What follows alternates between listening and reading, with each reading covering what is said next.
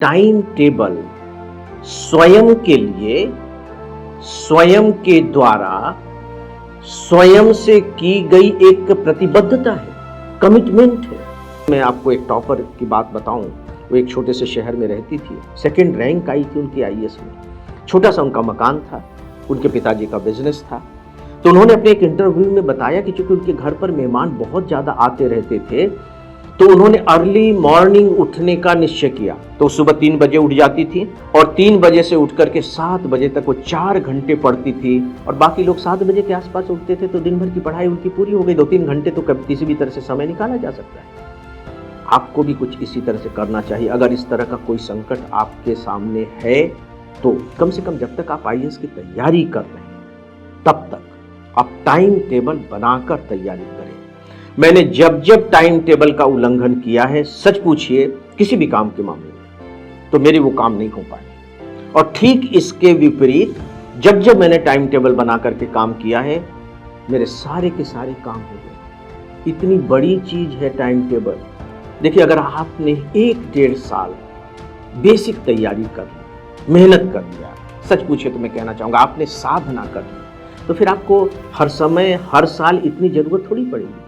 Basic तैयारी हो गई, अब आपको रिवीजन करना है। मस्ती में रहिए और रिवीजन कीजिए, बस बात खत्म हो गई।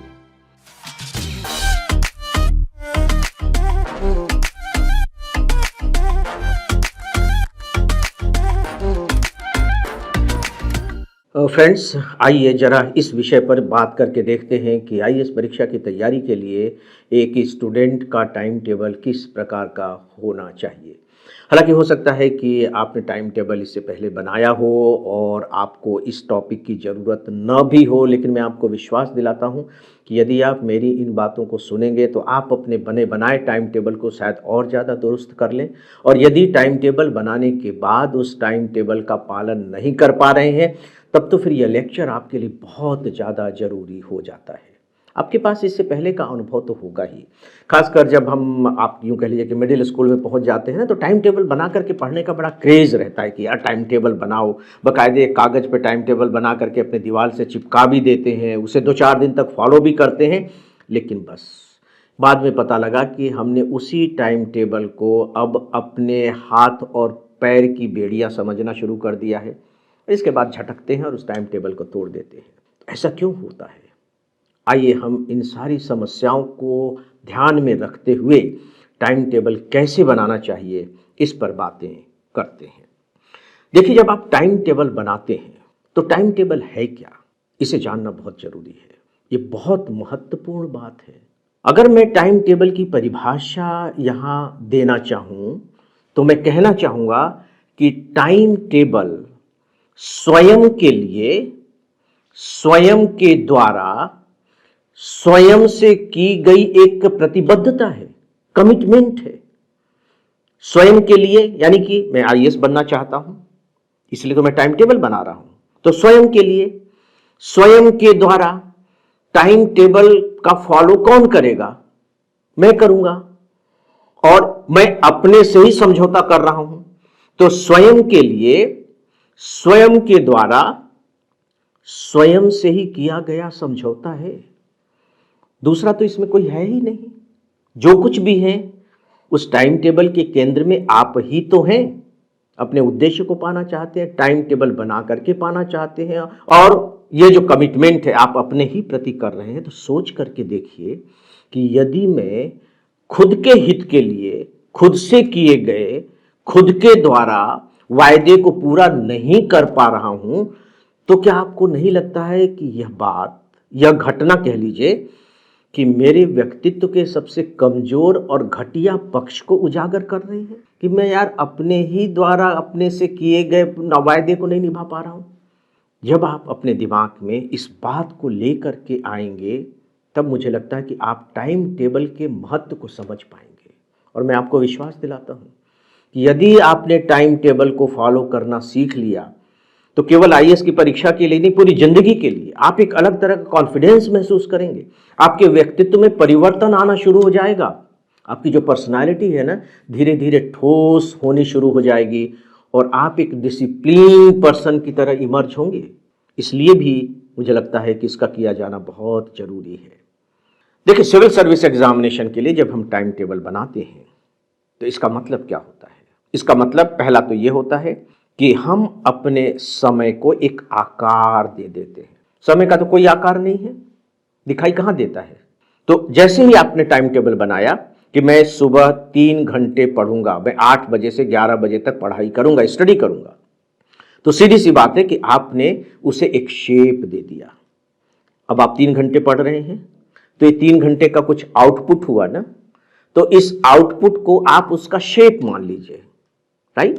तो हम समय को एक शेप दे देते हैं। अब यह नहीं कि समय अपना ठीक है जैसा भी मन में आया करेंगे, गड़बड़ सड़बड़ चल रहा है चलेगा, नॉट एट ऑल। आपने उसे एक डिसिप्लिन में ढाल दिया। और दूसरी बात, जब हमें फिक्स कर लेते हैं कि सुबह इतने बजे से इतने बजे तक मुझे पढ़ना है, इसका मतलब है कि मैंने अपने माइंड को एक इंस्ट्रक्शन दे दिया है। आप यूँ कह लीजिए कि उसे ऑर्डर दे दिया है कि भैया मुझे इतने बजे से इतने बजे तक पढ़ाई करना है। और याद रखिए कि ये जो हमारा दिमाग होता है ना, ये हमारा बहुत अच्छा मित्र है, वो शुभचिंतक है। वो अपने आप को उसी तरह से तैयार कर लेगा कि नहीं नहीं यार, ये इतने बजे से इतने बजे तक पढ़ाई करनी है। इससे हमारे दिमाग की जो क्षमता है ना, वो पहले से बढ़ जाती है, वो क्योंकि वो उसके लिए तैयार है। और जो तीसरी बात, और जो मुझे बहुत महत्वपूर्ण भी लगती है, कि हमारा दिमाग जो भटकता रहता है कि ये करना है, वो करना है कि नहीं करना है, कब करना है, ये सारी चीज़ें ड्रॉप हो जाएंगी, शून्य हो जाएगा। हमारा दिमाग भटकने से बच जाएगा, क्योंकि अब उसको मालूम है कि इतने बजे से इतने बजे तक पढ़ाई करनी, फिर इतने बजे से इतने बजे तक पढ़ाई करनी है। तो आपको क्या लगता है कि दिमाग का भटकाव अगर खत्म हो जाए या कम हो जाए तो ये कम बड़ी बात है? बहुत बड़ी बात है। तो दोस्तों, एक मैसेज तो आप यूं कह लीजिए कि निर्देश तो मैं अपने अनुभव के आधार पर बिल्कुल आप सबसे कहना चाहूंगा कि कम से कम जब तक आप आईएएस की तैयारी कर रहे हैं तब तक आप टाइम टेबल बनाकर तैयारी करें। मैंने जब जब टाइम टेबल का उल्लंघन किया है, सच पूछिए किसी भी काम के मामले में, तो मेरे वो काम नहीं हो पाए हैं। और ठीक इसके विपरीत, जब जब मैंने टाइम टेबल बना करके काम किया है, मेरे सारे के सारे काम हो गए हैं। इतनी बड़ी चीज है टाइम टेबल, राइट? तो अब मैं आपसे कुछ वे बातें करने जा रहा हूं कि आप टाइम टेबल बनाएंगे कैसे। याद रखिए कि टाइम टेबल आपका अपना होता है, दूसरे के टाइम टेबल को फॉलो मत कीजिए, क्योंकि आपकी देखी परिस्थितियां अलग हैं, आप कितना समय दे पाएंगे, आपकी आदतें अलग हैं। जैसे मैं सुबह 3 बजे उठ करके पढ़ना पसंद करूंगा, क्या आप भी पढ़ना पसंद कर लेंगे? तो मेरा टाइम टेबल आपके काम कैसे आ सकता है? तो आपकी आदतें अलग हैं, आपकी ज़रूरतें अलग हैं। जैसे मान लीजिए कि आप आईएएस की तैयारी कर रहे हैं, उसकी बहुत सी तैयारी तो आपको पहले से ही है, क्योंकि आपने ऐसे सब्जेक्ट लिए हुए हैं जो आपके पोस्ट ग्रेजुएशन में था और उसमें आपने बहुत अच्छे मार्क्स स्कोर किए थे। तो ऑप्शनल सब्जेक्ट की तैयारी के लिए आपको बहुत कम समय चाहिए। यहाँ तक कि जो जनरल स्टडीज़ के सब्जेक्ट हैं वे भी आपके पढ़े हुए, तो आपकी रिक्वायरमेंट तो अलग हो गई ना।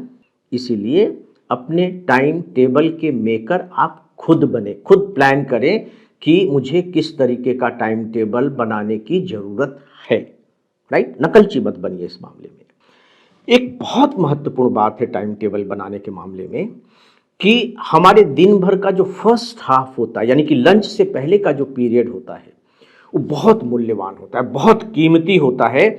और इस समय को मैं अमृत काल कहना पसंद करूंगा, अमृत काल। हमारा दिमाग भी शांत है, शरीर भी सो करके उठा है, तो अपेक्षाकृत कह लीजिए कि थका नहीं है, एनर्जी भी है। हम नहा धो लिए हैं तो साफ सुथरा है, पवित्रता का एहसास कर रहे हैं, अच्छा लगता है ना सुबह का समय। तो अब हमें चाहिए ये कि हम अपने फर्स्ट हाफ को अपने प्राइम पर्पस के लिए रखें, हमारे जीवन का जो सबसे बड़ा उद्देश्य है उस काम को करें। आपका उद्देश्य है सिविल सर्विस परीक्षा की तैयारी करना, तो शुरू से ही आप उसे समय दें।